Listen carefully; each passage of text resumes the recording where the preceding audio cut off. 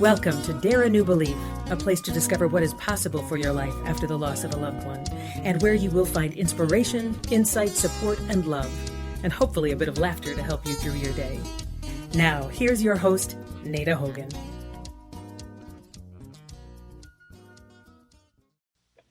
Welcome to Dare a New Belief, where you will find light and life, love and joy, healing, faith, and hope. A place where you get to believe in what is possible for your life. I'm your host, Nada Hogan, and today I have the great honor and privilege to introduce you to Martin Javinsky. Martin, 40 years ago, had heard the call of his soul, and since then he has dedicated himself to bringing soul into the world, in his own life and in the lives of people he touches. Martin is truly honored to serve as a healer, a teacher, and a catalyst for transformation.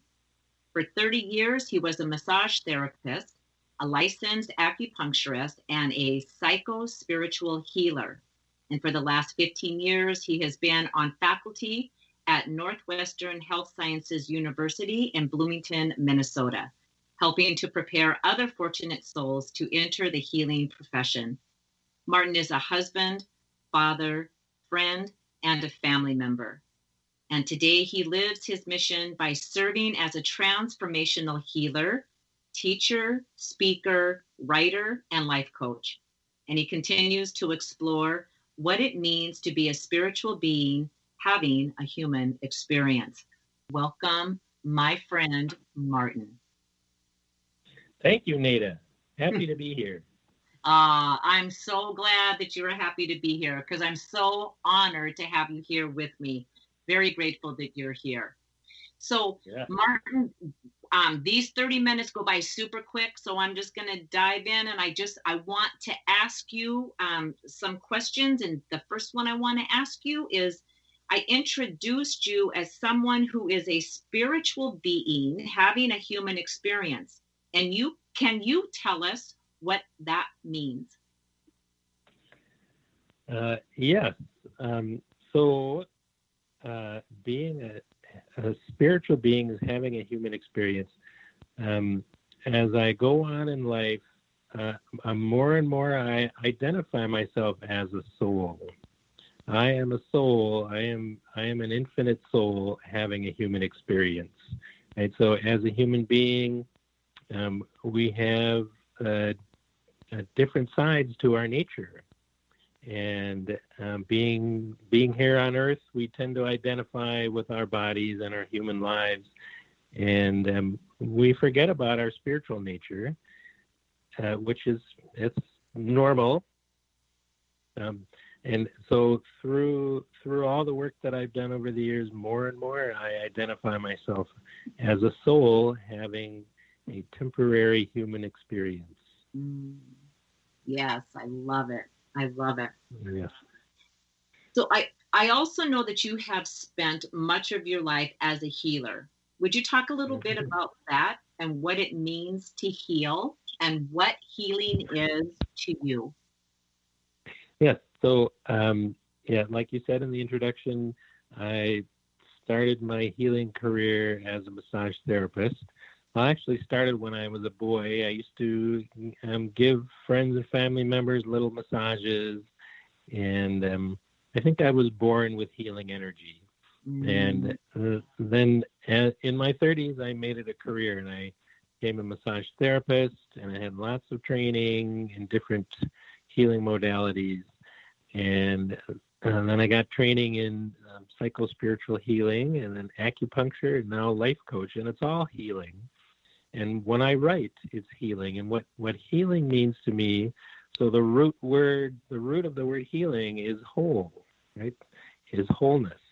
So healing is different than cure, right? So if someone comes to me and they've got a headache or back pain, or they have some, psycho-spiritual or emotional issue, it's normal for us to want to be fixed.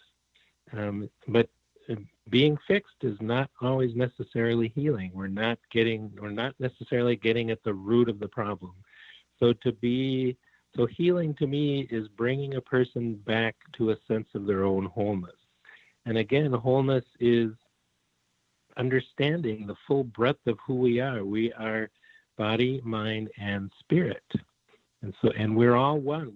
We are integrated. We can't separate one from the other. Right? As an acupuncturist, we know that you can't separate the body from the emotions and the spirit. And so to me, healing is bringing a person back to a sense of their own wholeness. Yeah, I love that. I love that. And it reminded me when you were saying that, and maybe even when I was talking to you about being a spiritual being, having this human experience, it reminds me with my clients, when I'm doing acupuncture or coaching, and then I do bioenergetic synchronization technique, I don't remember my clients as their diagnosis, because I don't see them as that. I see them as whole. And I have a feeling it's the same thing that you do, that you see them as that whole mind, body, spirit, integrated, already done. And then they come to us because they have, or come to you, depending on what modality you plan on using, or what modality I plan on using. And I know for me, I just see them as the whole person. And I know I had a couple of people going like, seriously, you just saw me, last week, and you don't remember what it is. It's like, I don't want to remember you. I can remember how many children you have. I can remember what it is that you do for your career. I remember that, but I don't want to identify you in my mind as the issue. I want you to remain whole in my mind. And all of a sudden, this light went off in them that, right? Because you know how we will identify as my pain. I just had an experience of that. Or I identify as this digestive issue that I have going on. And, it's just different when we look at people whole instead of as that, especially when we're in a healing arts field, instead of looking at them as that diagnosis. Do you find the same thing happens for you, Martin? Yes, absolutely. So when I'm sitting with someone in any capacity, or even when I'm writing, and healing is the intention, I look at the person and I see them as luminous light beings. And even when I'm teaching, I'm sitting with my students, whether it's a student or a client or an audience or a patient, I see their luminosity. And so that's what I'm focused on. I'm focused on I don't even like to say treating necessarily. When I'm healing, I'm holding a space for all of them to come into the room and integrate, and so they can have a sense of their own wholeness. So yeah, I don't see people as diagnoses. I see them in the brilliant way. I'm not always in the space, but when I am in my most lucid and open-hearted state, I look at people and I see a shimmering brilliance inside them and out. And it's been said that we have a hard time seeing our own light, and that's one of the blessings we offer each other, is we see each other's light when we can't see it for ourselves. So I think even that is healing, when we're sitting with other people and we're seeing their brilliance and we're seeing their light. Even if we do nothing else, that can be healing in and of itself. So yes, absolutely. Yeah, that's beautiful. When you talk about luminous light beings, and you talk about being able to see the light of that person inside and outside, would you also be able to relate that to like an energy field, or do you look at that differently? Because in my mind, I see that a little bit differently, and I just wonder, do you see it differently? That you know what I'm talking about, right? Just like the bioenergetic field around us versus the luminous light being. Is it different for you or no? Well, I'm not sure. I'm not sure. talking about things like this, using words to talk about things like this can be so incomplete and can mean different things to different people. So I don't know if it's there. I think, here's as one of the classes I teach is an introduction to energy medicine class, and one of the basic precepts in the class that I teach is that everything is energy. Down to the smallest subatomic particles, quantum physics and science has proven that everything is energy, and that energy vibrates at different speeds.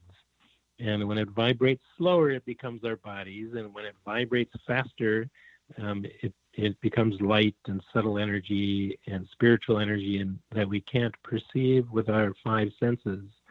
So, it could be the energy field that you're talking about, but I often see a light shimmering around people. So whether it's the energy field, I don't know. I can't say. I just know that, I see more than just the body when I'm with people, and not just patients and clients, but again, when I am my best self, I see it in my daughter and in my wife and my friends, my mother, and just strangers that I meet. Sometimes I'm in the grocery store and I'm in the right space, and even in the time of COVID, even with masks on, I see beyond the masks. I see people's luminosity. Yeah. I know one of the things that I am drawn to so much with people is being able to see the light in their eyes. And it's, I think for me, after losing Dara, because I knew that light was gone. And when it came back, I think that's why, because I didn't understand energy medicine. I didn't understand energy. I didn't know any of this stuff. And, a little bit from Wayne Dyer, but very, very minimal. And so just to be able to see that light in somebody's eyes, and when we can smile at somebody and you just see that perking up and that smile that comes back, it's like, oh my God, it's like the pilot light is on, but it's only a pilot light, and all of a sudden, whoosh, somebody just turned that burner up, and man, that life force energy just rose back up. And what a great feeling just to be able to smile at somebody and to see that happening in their eyes. Yes, absolutely. Yeah. Yep. Yeah. I'm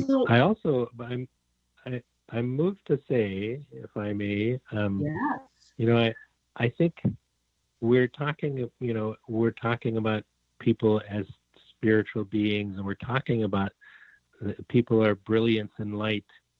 And one of the precepts, one of my deepest philosophies in my own life is to not spiritualize away my humanity. I think it's really important to talk about that. So is now a good time to talk about that?